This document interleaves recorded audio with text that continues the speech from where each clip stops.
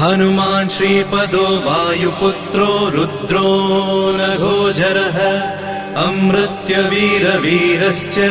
ग्रामवासो जनाश्रयः धनदो निर्गुणः शूरो वीरो निधिपतिर्मुनिः